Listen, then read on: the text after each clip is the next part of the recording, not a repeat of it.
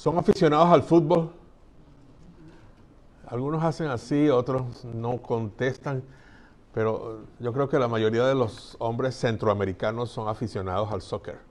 Okay, estamos hablando de soccer, no del fútbol americano, aunque hoy es un día muy especial para el fútbol americano.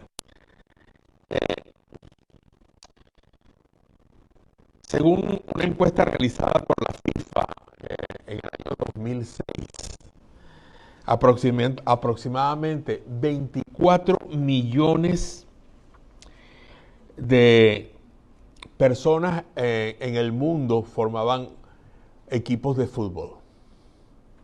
O sea, estoy hablando de jugadores. 24 millones de personas formaban equipos de fútbol. Hoy 265 millones de personas juegan fútbol regularmente de manera profesional. También en ese número hay semiprofesionales, hay amateur. Se consideran que hoy en día también hay muchas mujeres dentro de ese número que practican este juego. Hay niños, y esto es bastante, alienta bastante ver que en muchos países latinoamericanos hay equipos formados por pequeños, por niños. Y cuando vemos la historia de los jugadores de fútbol, encontramos que ellos empezaron jugando siendo niños y jugaban en sus barrios, en las calles, en los terrenos. La cifra se va a seguir incrementando. Y si se tiene en cuenta los entrenadores, los asesores, los empleados de los clubes deportivos, esto significaría un 4% de la población mundial participa activamente en el fútbol. No estoy hablando de aficionados. No estoy hablando de las personas que van a ver a los jugadores en un estadio, que se sientan en unas sillas a ver a los jugadores en un estadio.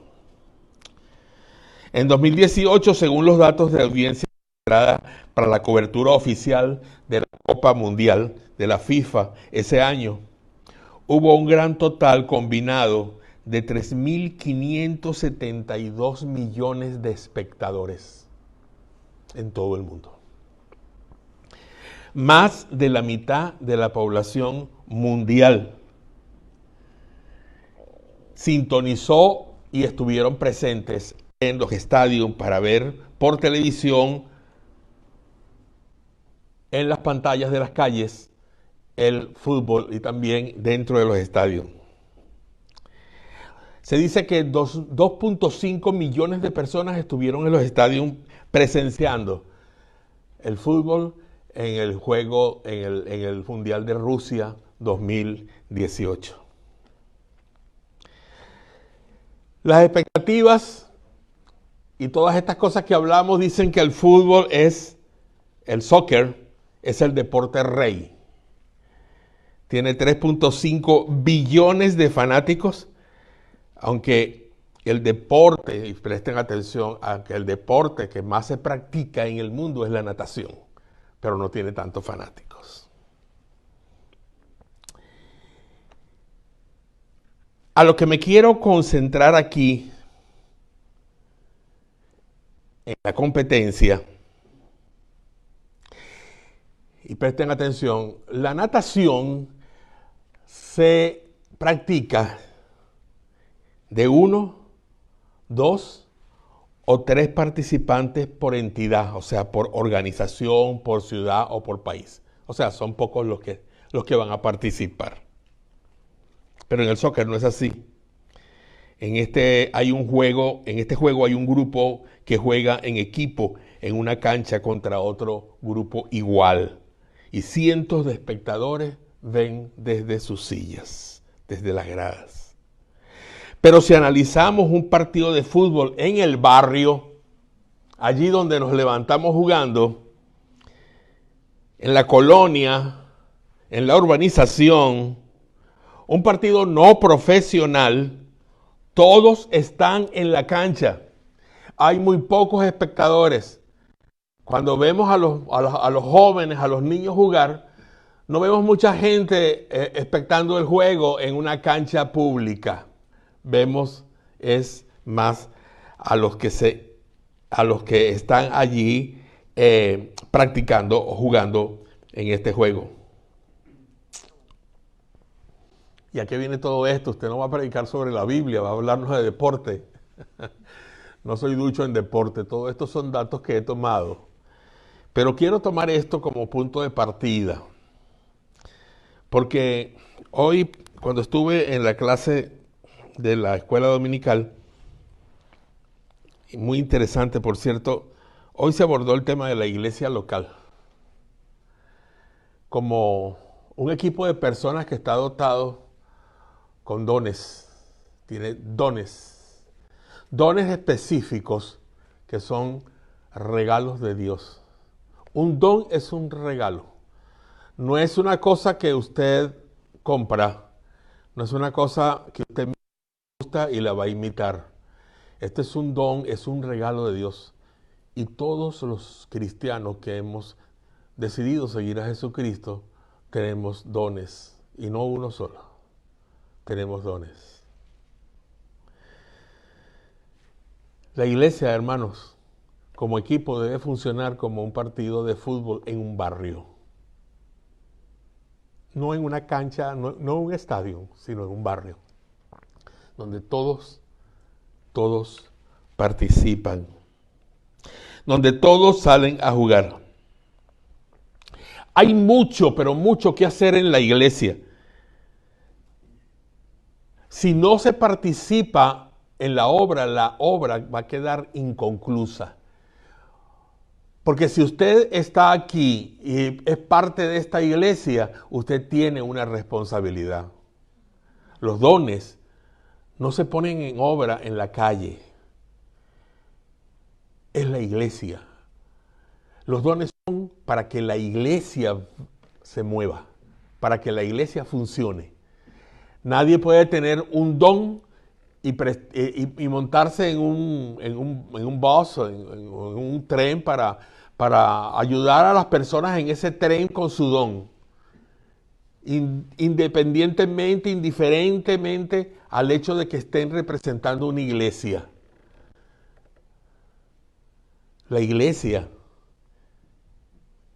son ustedes. Y los dones los tienen ustedes. Hay mucho que hacer, como acabo de decir. El que solo se sienta como en un estadio es un simple espectador. Miren, iglesia, escuchen esto. Dios no nos ha llamado, y me disculpan el término, para calentar las sillas. No nos ha llamado para quedarnos en esas sillas sentadas. Hay personas que se sientan en las sillas cada semana y no hacen más nada que sentarse en las sillas. A veces las sillas tienen su nombre. A veces llegamos a las iglesias y las sillas ya están marcadas. Ya son sillas inteligentes, tiene la forma de su cuerpo y usted se puede sentar allí y se va a sentir muy cómodo. Y uno busca el lugar donde por lo general siempre se sienta. Yo cada vez que vengo aquí me siento en ese lugar con mi familia. Es cierto que debes sentarte para aprender. Es interesante, es importante. Imagínense todos parados aprendiendo durante una hora. No se soportaría. Es como los viejitos de aquí, que nos quedamos sentados cuando ustedes están cantando porque no podemos estar de pie mucho tiempo. Pero sí es cierto, hermanos. Si usted viene a aprender, siéntese a aprender. Traiga una libreta y lleve el mensaje que está predicando el predicador en ese momento. Vaya anotándolo. ¿Cuántas cosas no hacemos con nuestro teléfono celular? Dígame el WhatsApp. El Facebook. las redes sociales en general en nuestro teléfono y la cantidad de juegos que tenemos. ¿Cómo nos encanta jugar un juego en especial, por lo menos? Y se nos dice, en la iglesia el teléfono debe estar apagado. ¿Cierto? Es muy incómodo, como hablábamos el hermano Santiago y yo, que un teléfono suene en medio de la predicación. Apáguelo para que no vaya a estorbar, porque en este momento con quien estamos conectados es con Dios y nada más. Pero, ¿por qué no lo deja encendido y le desconecta todo lo que lo puede comunicar con la parte exterior? O sea, lo pone en modo avión. Y en el teléfono hay un sector que es para grabar. Y usted coloca el teléfono para grabar. Yo sé que ustedes van a Facebook, pueden ver el mensaje en Facebook después, o van a YouTube y pueden tener el mensaje en YouTube, que es una bendición que las iglesias hagan eso. Pero también es importante que cuando usted está manejando, probablemente, ¿verdad?, pueda tener una grabación en su teléfono del mensaje que se predicó y usted pueda ponerlo para escucharlo nuevamente. Escuchar para aprender. Escuchar para aprender. Ahora, cuando usted está aquí en la iglesia sentado escuchando para aprender, ¿qué va a hacer afuera? O sea, usted viene, se sienta, escucha y luego sale. ¿Qué hacemos afuera? Vamos al restaurante o vamos a casa, comemos, ponemos el partido de fútbol hoy, ¿cómo es que se llama? A ver. El Super Bowl. Esta tarde. ¿Ok? Y ponemos el Super Bowl, nos sentamos allí con un pote de cotufas así grandes a comer cotufas, a tomar refresco y a ver el partido de fútbol americano, la Copa Mundial. Esa es la Copa Mundial de Fútbol Americano. ¿Y qué más hacemos? ¿Qué más va a pasar durante la semana? Tenemos horarios en la iglesia donde vamos a venir a estar aprendiendo, orando, etcétera. Pero ese es nuestro trabajo, ese no es nuestro trabajo. Eso es la parte que nos corresponde, venir como iglesia para ciertas y determinadas reuniones de oración, muy importante. Pero cuando usted sale de aquí, eso es como una iglesia virtual que anda por allí que dice, entre para aprender, salga para enseñar. ¿A quién enseñas afuera? ¿Dónde va lo que aprendiste? ¿Qué haces con lo que aprendiste? ¿A dónde van tus pies a hacer el trabajo? Porque ese es nuestro trabajo. Eso es lo que tenemos que hacer. Salga para predicar. Cuando consideramos la misión de la iglesia puesta por el Señor Jesucristo, debemos recordar que Él dijo, por tanto, id. Id. Vayan, es una orden, no es una opción. Id y haced discípulos. Es otra orden, hagan discípulos, no es una opción. Diciendo lo mismo en otra forma, es ustedes vayan y hagan discípulos para Jesús de todas las nacionalidades que hay en la tierra y que se encuentran viviendo en Pelan. A veces decimos, pero es que yo no voy a ir a África, yo no puedo ir al Medio Oriente, yo no puedo. Pero cuando nosotros nos ponemos a buscar aquí, cuando vamos al mall, cuando vamos a diferentes lugares, nosotros vamos a ver personas de diferentes razas, de muchos países, que no saben de Jesús y están aquí. Predíquenle, háblele a ellos, que por alguna razón pueden irse de aquí y continuar ellos mismos la obra en su propio país. Y usted está allí, haciéndolo con él o con ella. La acción misionera de la iglesia no es algo de unos pocos nada más. El misionero aquí no es Santiago solamente. Todos somos misioneros.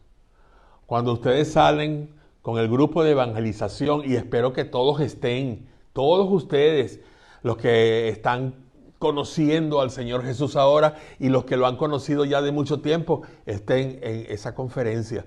Hagan sus arreglos, hablen con sus jefes, consigan ese tiempo. Trabajen más el día sábado, hagan sobretiempo, pero no dejen de venir a la conferencia que se va a dictar aquí sobre, bueno, no sé si es aquí o en otro lugar, sobre evangelización. No se quede en las gradas haciendo porras. No. Baje de las gradas y entre a jugar en el equipo. Leamos juntos, hermanos. Capítulo 8, versículo 1 al 8. Yo leeré para ustedes. Tengo otra versión aquí en mis manos y ustedes lean de su propia versión en silencio. 8 del 1 al 8. Saulo estuvo de acuerdo con la muerte de Esteban. Acababan de matar a Esteban y Saulo dio consentimiento para esa muerte. Saulo y Pablo, para los que no están relacionados. Y ese día se desató una gran persecución contra la iglesia que estaba en Jerusalén, y muchos se dispersaron, por las tierras de Judea y de Samaria, menos los apóstoles. Menos los apóstoles. Los pastores se quedaron, ¿ok? Y la iglesia salió por todas partes. Y mientras que unos hombres piadosos levantaban a Esteban y lo enterraron y lloraron mucho por él, Saulo hacía destrozos en la iglesia, entraba a las casas y arrastraba a los hombres y mujeres y los llevaba a la cárcel. Mientras tanto, los que se habían dispersado iban por todas partes anunciando el evangelio. ¡Wow! Fue así como Felipe llegó a la ciudad de Samaria y allí les predicaba a Cristo. Toda la gente escuchaba con atención lo que decía Felipe y oían y veían los milagros que hacía. Muchos de los que tenían espíritus malignos eran sanados y los espíritus salían de ellos lanzando fuertes gritos. También muchos de los cojos y paralíticos quedaban sanos. Y había una gran alegría en toda la ciudad.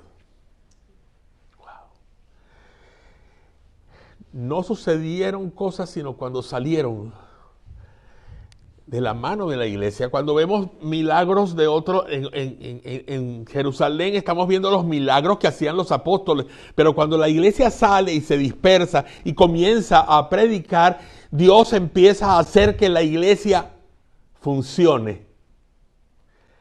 Cuando las iglesias se disponen a trabajar en misiones, no paran de crecer en todo sentido. Dios las bendice grandemente. Cristo le entregó la gran comisión a toda la iglesia. A la iglesia Jesús, el buen pastor de Pelan, le entregó la gran comisión. Y como iglesia, hermanos, todos tenemos que comprender nuestra responsabilidad en las misiones y participar en las misiones de una forma u otra, pero participar.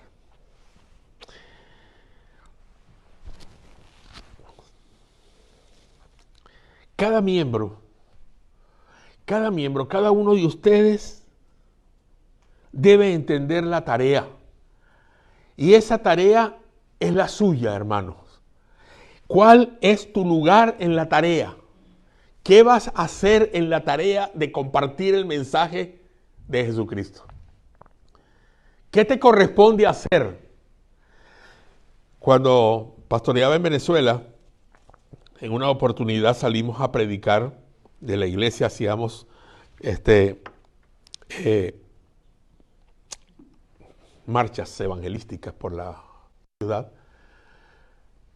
y la gente se unía en grupos para salir a predicar.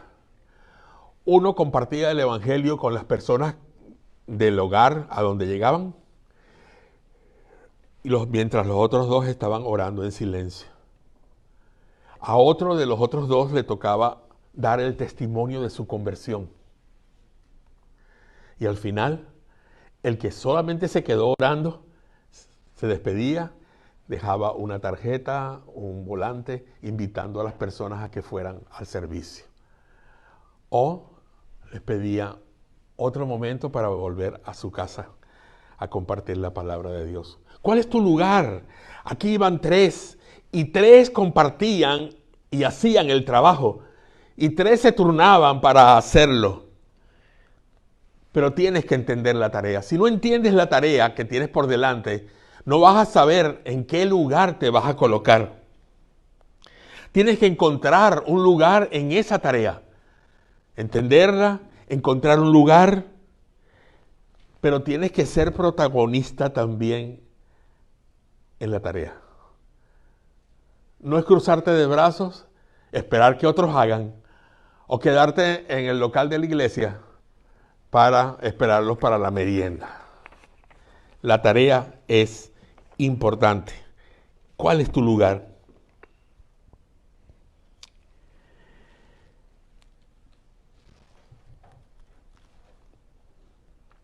Yo espero que tenga usted una Biblia en sus manos en este momento. Si no es así, que algún miembro de la iglesia se acerque con una y se la preste. Y vamos a trabajar sobre ese capítulo 8. En el versículo 1 dice, y Saulo consentía en la muerte. Esteban, por dar el testimonio de Jesucristo, fue asesinado. Y Pablo, en ese momento llamado Saulo de Tarso, príncipe del Sanedrín, alto tribunal de los sacerdotes y judíos, fue el verdugo de Esteban. Fue el verdugo de Esteban. En aquel tiempo, dice la palabra de Dios, hubo una gran persecución. Y la iglesia que estaba en Jerusalén fueron esparcidos, fueron enviados, se huyeron. Pero esa huida fue planificada por Dios. Esa huida fue planificada por Dios. Ese pueblo de Dios que se esparció por la tierra de Judea y de Samaria, salvo los apóstoles, era la iglesia, personas como tú y como yo, que tomaron la decisión de hacer su tarea. La iglesia fue esparcida, la iglesia iba llevando el mensaje. Los creyentes impulsaron la expansión del evangelio en aquel momento, en el libro de los Hechos. Mi propósito es que ustedes realmente hoy comprendan que es su responsabilidad que esta iglesia crezca. Alguien oró aquí por las ofrendas y dijo que había un propósito también con nuestras ofrendas aquí, que es comprar un lugar, tener un lugar. Eso es una gran visión, tener un lugar, un edificio donde ustedes puedan reunirse y puedan disponer de él como ustedes consideren. Pero que ese lugar no haga que ustedes siembren en ese sitio y no hagan más nada. Porque se va a vaciar ese lugar en un momento dado y no va a servir sino como un frío edificio. Las personas que predican el mensaje de salvación no son líderes de la iglesia por lo general. Son las personas de la iglesia. Los pastores, los apóstoles y los pastores de las iglesias en ese tiempo se quedaron en Jerusalén. Los que llevaron el evangelio a Judea y Samaria fueron creyentes comunes y corrientes. Algunos de ellos ni siquiera se nombran. Ni siquiera Lucas, que fue el que escribió el libro de los Hechos, los menciona, solamente habla de que estuvieron esas personas haciendo el trabajo. Son creyentes anónimos para nosotros. Existe un concepto equivocado que el diablo ha usado para mantener callados a muchos que deberían estar testificando de Jesucristo. Siembra la idea que solo la predicación del evangelio es para los creyentes profesionales, entre comillas. Para aquellos que tienen la escuela, que han ido al instituto bíblico o que han estado en un seminario o en conferencias especiales. Personas que solamente se dedican a servir al Señor a tiempo completo, como los pastores. Pero en Efesios 4, 1 al 16 no dice eso. En Efesios 4, 1 al 16 dice: yo que estoy preso por causa del Señor les ruego que vivan como es digno del llamamiento que han recibido y que sepan mantener la unidad, humildes, mansos, tolerantes, pacientes unos con otros, en el vínculo de la paz. Así como ustedes fueron llamados a una sola esperanza, hay también un cuerpo y un espíritu, un Señor, una fe, un bautismo, un Dios y Padre de todos, el cual está por encima de todos y actúa por medio de todos y está en todos. Hermanos, por favor, solamente yo escuché un amén por ahí con algo de timidez. Hermanos, ustedes fueron llamados a una sola esperanza. Un Señor, una fe, un bautismo, un Dios y Padre de todos, el cual está en todos. No es una persona que está afuera y que solamente tenemos que contemplarla. Sí, nosotros contemplamos al Señor. Como dice el canto, contempla a Dios. Pero es mucho más importante que contemplar a Dios solamente, meterse dentro de Él. Métase dentro de Dios. Búsquelo para internarse en Él. Si usted quiere conocer a una persona, usted tiene que intimidar con la persona. Lamentablemente no podemos meternos dentro de la persona y lo que la persona nos cuenta o nos dice o hace delante de nosotros es lo que vamos a conocer. Pero ya Dios se dio a conocer completamente. Métase dentro de Dios, por favor. Conózcalo, conozca su carácter, conozca su personalidad, conozca su corazón, sus pensamientos. Aquí está. Intérnese allí dentro de Dios y búsquelo de esa manera. Y usted verá cómo aprenderá de Él. Ahora, si solo lo contempla, no va a ver sino su faz externa, que no se ve, por cierto, porque es espíritu.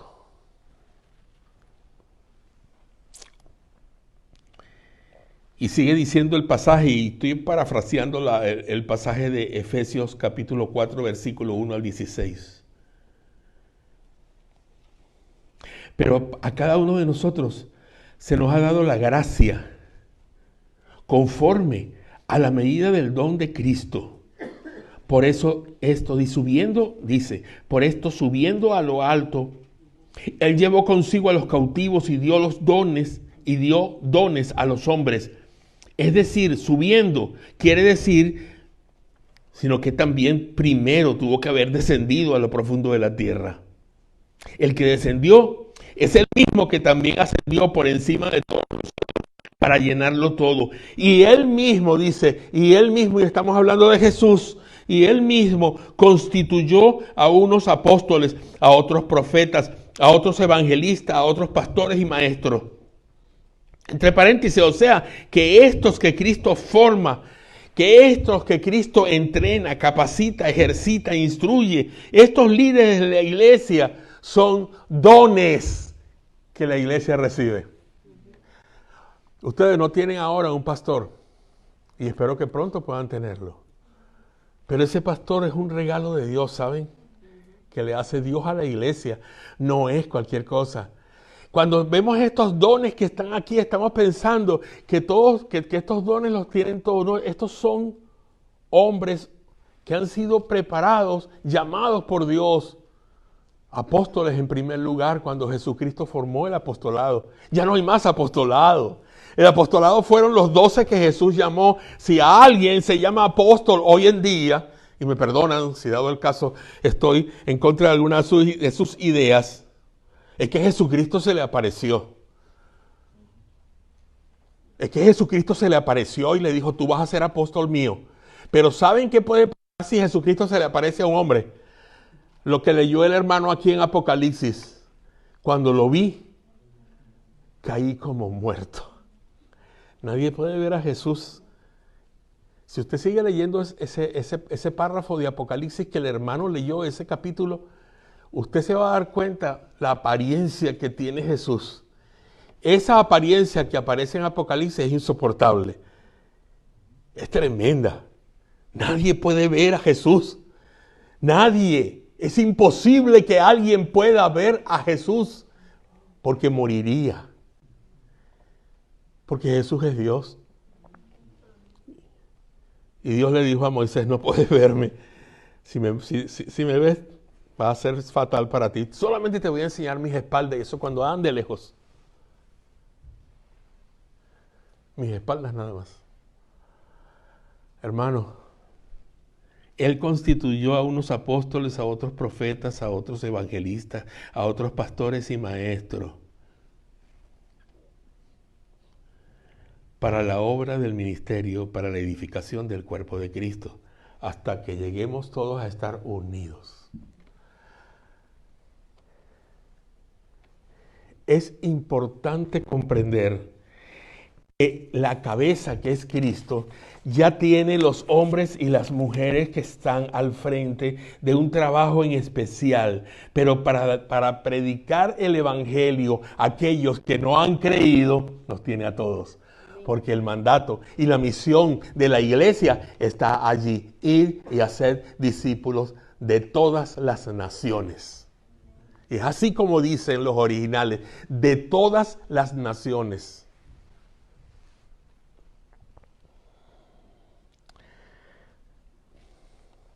Los primeros creyentes entendieron esto muy bien, lo comprendieron perfectamente.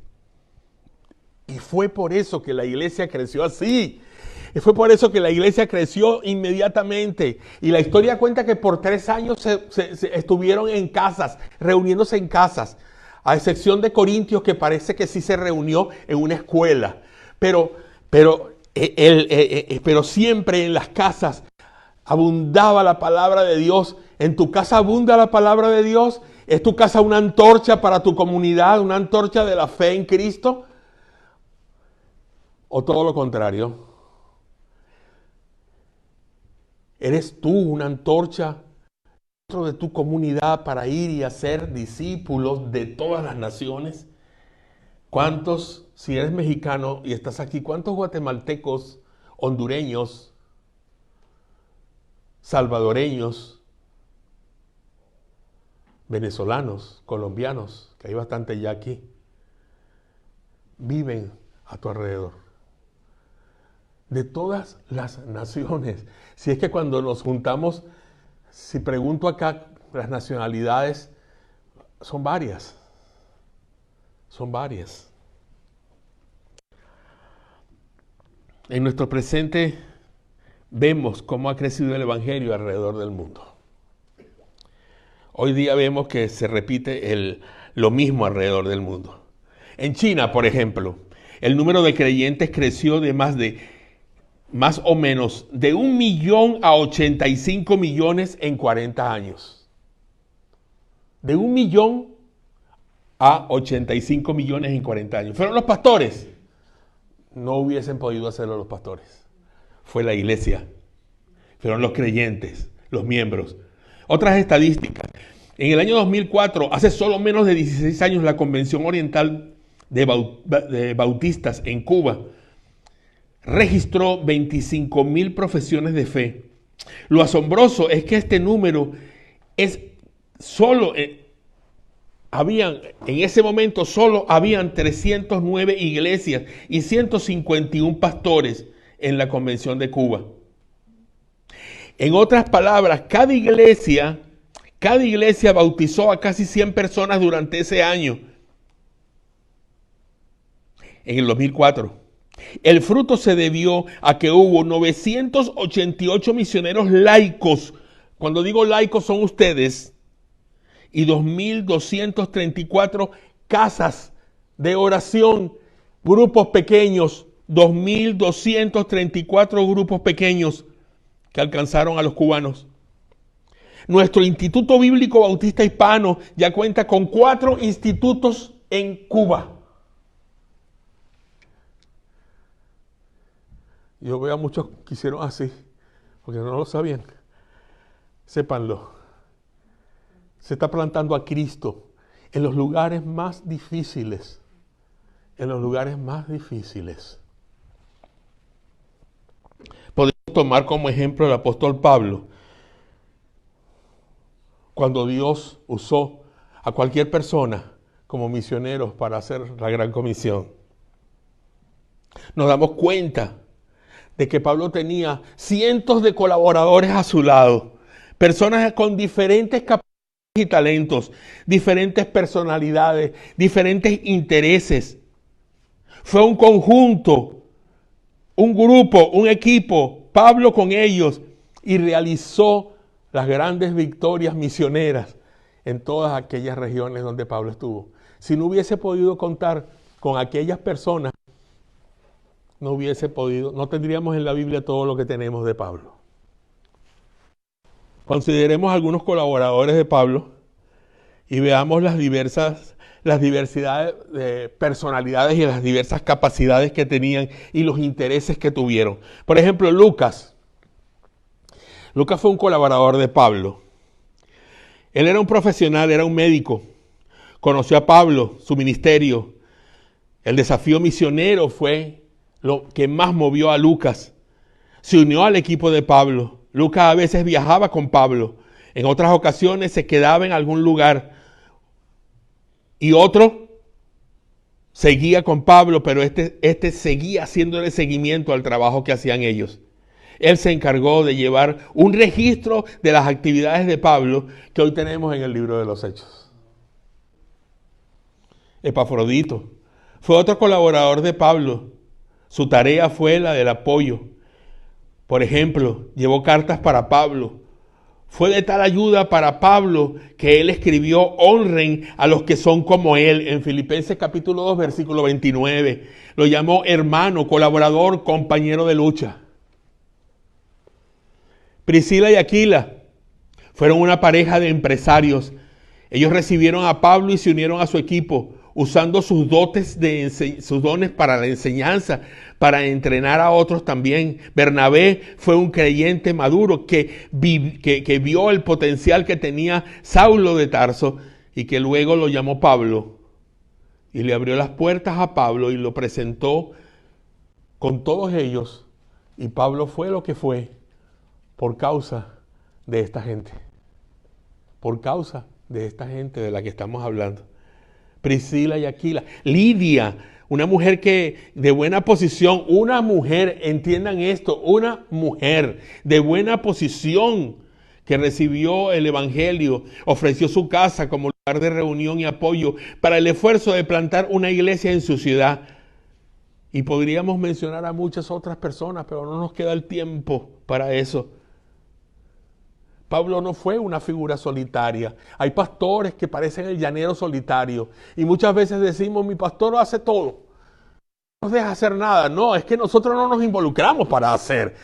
Hay que ser sincero. ¿Qué pastor no va a querer tener un equipo de hombres y mujeres a su alrededor que hagan el trabajo? Prepararlos, capacitarlos, respaldarlos, liderarlos y mandarlos, enviarlos y trabajar juntos.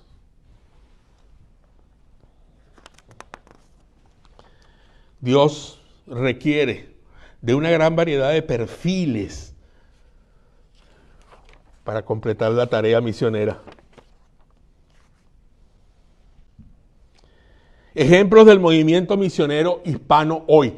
Movimiento misionero hispano en el mundo. Presten atención, oído, paren las parabólicas. No puedo mencionar muchos los nombres. Son personas que están en el Medio Oriente, en Afganistán y en otros lugares donde no podemos decir delante de nadie quiénes son básicamente. He cambiado los nombres y solamente los datos que les voy a decir son, pero créanme, los conozco, los conocí personalmente en una oportunidad. La familia Ojeda, no es Ojeda, abrió en un país islámico muy conocido un restaurante mexicano. Ya saben que son mexicanos la familia Ojeda. Eso es todo lo que pueden saber. Son mexicanos. Y abrieron un restaurante mexicano en un lugar donde jamás se habían permitido misioneros con sus tradiciones ni nada por el estilo. Y el restaurante mexicano le funcionó con los árabes. Y los árabes iban mucho a ese lugar a comer. Y ellos compartían con ellos de alguna manera.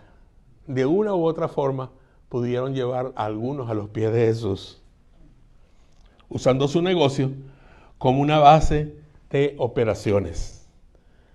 Levantaron 200 discípulos antes de salir de allí, 200 discípulos, de los cuales dejaron 30 pastores preparados para el trabajo. ¡Wow! Usted no sabe quiénes son. Yo sí sé quiénes son, pero no se los voy a decir. Pero están allí. Loli Orqueda. Esta mujer es una latina que trabajó en Texas como niñera. Ella dirige actualmente la comisión de misiones de su iglesia. Y ella va y viene junto con los equipos a África del Norte. Se queda mucho tiempo en esos lugares plantando a Jesucristo en los corazones de los libios, sudaneses, marroquíes. Yamilín es una cajera del estado de Maryland. Trabaja en una tienda como cajera. Hizo un viaje a un país del sudeste asiático, donde encontró a una mujer que solo sabía inglés, pero vivía allí y estaba muy enferma. Se movió hasta el lugar donde ella estaba y oró por ella en inglés, porque sabía inglés, evidentemente. Y la mujer fue sanada en ese mismo momento. Y esa sanidad en ese hospital de esa mujer desconocida hizo que profesionales de la medicina se entregaran a Jesús, árabes, musulmanes. Por último, tengo un amigo que se llama Felipe. Él trabaja en un banco de la Ciudad de México, Pero decidió renunciar, dejar toda su comodidad, todo lo que ganaba, mucho dinero, y estableció una agencia de viajes. Y la estableció en un rincón del mundo islámico. Y planifica viajes misioneros de diferentes lugares, de diferentes países latinoamericanos hacia ese lugar. Y promociona, mueve y patrocina el trabajo misionero. Esos hermanos no son pastores. Esos no son personas como mi hermano Santiago que fue a estudiar y que hoy en día es un misionero de I&B. O como en mi caso y mi esposa que estudiamos en un seminario 4 años para luego poder estar aquí con ustedes y compartir el mensaje con ustedes. No, hermanos, esos son personas como ustedes que van a su trabajo a hacer casas, a construir o a limpiar casas o quién sabe a trabajar en restaurantes, lo que usted haga. Estas son esas personas. Así como lo fueron en el pasado aquellos hombres que les mencioné que ayudaron a Pablo. Dios sigue usando a personas con diferentes capacidades, con diferentes historias. Fácilmente podemos mirar la vida de alguien que sirve al Señor y usted puede a lo mejor decir, es que yo no puedo ser como él. Claro que sí puede ser como él, solamente métete en el corazón de Jesús y dile, Señor Jesús, yo quiero ser como uno de ellos. Y ya está, eso es todo. Y deja que Dios te use. Y deja que Dios te use. Y empieza a leer sobre el trabajo misionero mundial. Cuando Jesús se enfrentó a una multitud hambrienta, ¿qué le dijo a sus discípulos? Estaba la multitud hambrienta y ¿qué le dijo a sus discípulos? Ya va, espérense un momentico. Voy a Sam's Club para comprar al mayor la comida que se necesita. Ustedes me esperan aquí. Díganle a las mujeres que ya vayan preparando la cocina, haciendo las tortillas. Yo vengo ahora. No, él le dijo, denle ustedes de comer. ¿Qué dicen ustedes cuando están orando en la mesa? Cuando oramos en la mesa, ¿qué decimos? El Señor bendice estos alimentos. A veces son oraciones express y ya uno sabe lo que la persona va a decir. Y de repente se le olvidó que va a comer arroz y abre el ojo así y dice, gracias por el arroz, Señor. Pero no es así lo que tenemos que decir. Señor, gracias porque me diste este alimento ahora. Ayúdame a compartirlo con otros. Hay otros que pasan hambre, pero le decimos al Señor, dales tú también de comer a esos. Yo lo hago, claro. Hay tanta hambre en el mundo, yo no puedo llegar a todas partes, pero aquí hay hambre. ¿Qué creen? Que estamos en Estados Unidos y no hay hambre. Cuando yo llegué esta mañana allí, entró un indigente y me pidió dinero. Y luego se sentó en una banca para esperar que empezaran a salir los hermanos americanos. Un indigente norteamericano se sentó allá afuera. Hay hambre aquí. Hay hambre, vaya al centro, vaya allá al downtown y ve a la gente en las plazas sucios, tirados allí y corren a hacer fila a las instalaciones misioneras que les dan alimento. Hay hambre. Pero hay más hambre de Cristo. Hay mucho más hambre de Cristo. Tenemos que abrirnos, hermanos. Tenemos que salir. Tenemos que preguntarle al Señor, ¿qué quiere, Señor, que hagamos? Él le va a decir, dale tú de comer. Dale tú de comer. Andrés encontró un joven con 5 panes y 2 peces y se lo llevó a Jesús.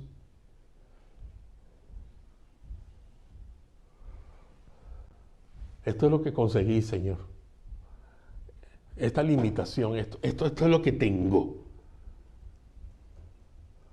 Pero el Señor lo multiplicó para poder desarrollar la tarea. Multiplica tu tiempo, multiplica tus recursos, multiplica todo lo que tienes, multiplícate tú. Y te pregunto por última vez, ¿cuál es tu lugar en la tarea?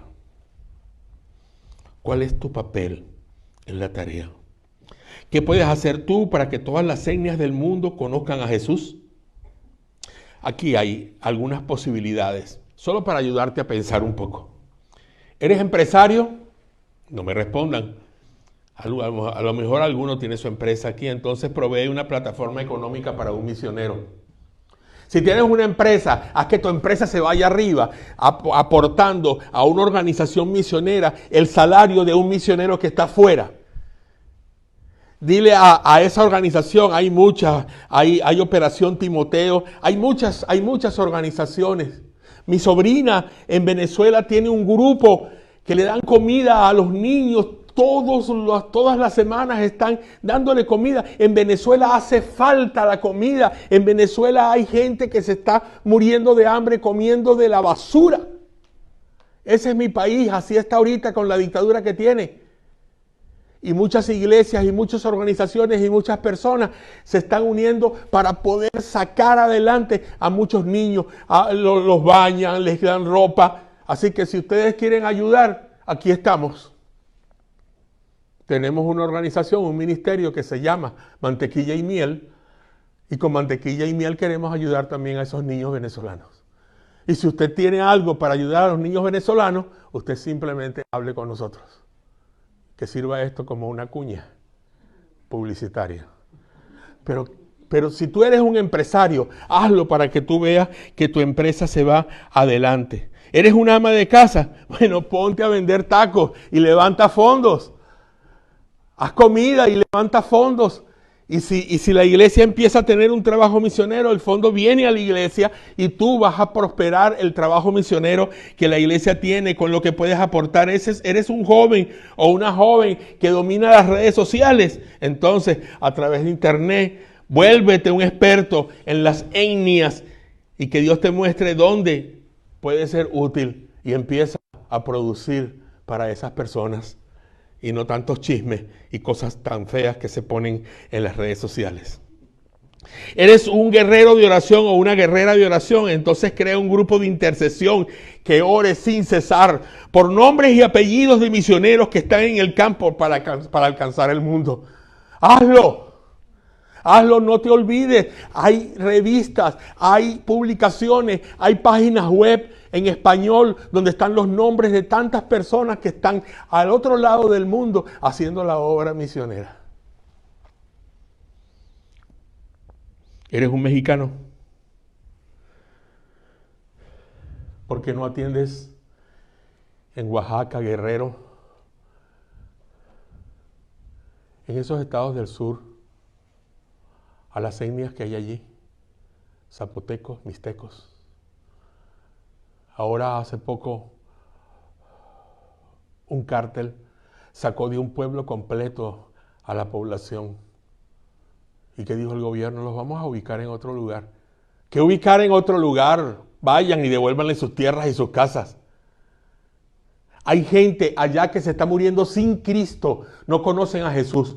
Pero ustedes dicen, bueno, pero es que eso está muy lejos, pastor. Bueno, vayan a Montgomery y encuéntrense con cientos y cientos de mixtecos que están en Montgomery y compartan con ellos. Y ustedes saben que yo sé que ustedes saben. Tú puedes ser parte del equipo que trabaje con la iglesia para promover las misiones que están en el campo, a tiempo completo, dando sus vidas, exponiéndose y exponiendo a su familia. Tú puedes ser una parte de aquellos que colaboren con un programa misionero de la iglesia. Ayuda a que el evangelio fluya a lugares lejanos, peligrosos, y así hacer que la iglesia se inflame en la pasión misionera. Tú puedes ser un misionero de corto plazo o de largo plazo, dispuesto a ir a una etnia no alcanzada todavía. No olvides tu papel, tu lugar en la tarea. Todos tienen cabida, todos están invitados a participar para exaltar el nombre de Jesucristo en las naciones. No te conformes con ver el soccer desde las gradas. Métete al campo, juega con ellos, sé parte del equipo, sé parte del equipo de la iglesia. Y no te olvides que Jesús está esperando que lo hagas. Pero si no lo haces, no tendrás la bendición que Jesús quiere darte si lo haces. ¿Saben? Los que más se ocupan de la obra son a los que más ocupa Jesús. Y a los que más ocupa Jesús son los que más tienen recursos para poder salir adelante. Si no das de tus recursos, si no apoyas la obra, si no te pones tú en el frente a luchar, no se va a lograr absolutamente nada. Una iglesia sin obra misionera es una iglesia muerta en sí misma. Hay que salir, hay que luchar, hay que hacer que el evangelio se siembre en los corazones de cada hispano, en Pelan, en Birmingham, Alabama, en la tierra. Gracias, oh Dios. Gracias porque tú, Padre de la Gloria, nos diste una orden, pero desde el principio de la creación, la orden estaba dada a tu pueblo que no cumplió con ella y que con el privilegio que ahora tenemos nosotros los hispanos, podemos ir a cualquier lugar. Somos parecidos a los árabes, somos parecidos a los indios, somos parecidos a los afganos. Nuestras caras, nuestros rostros, nuestro color de piel, nuestras tradiciones, nuestra cultura, cuánto parecido tenemos con ellos. Cuánto hay que hablar, ¿Cuánto hay que contar de todas las cosas que nos unen con ellos? Y esta avalancha de hispanos que han llegado a los Estados Unidos, no importa cómo han llegado, ha sido porque tú quieres preparar a un pueblo para que visite a las naciones no alcanzadas. Y ese pueblo somos los hispanos. Ayúdanos a entenderlo.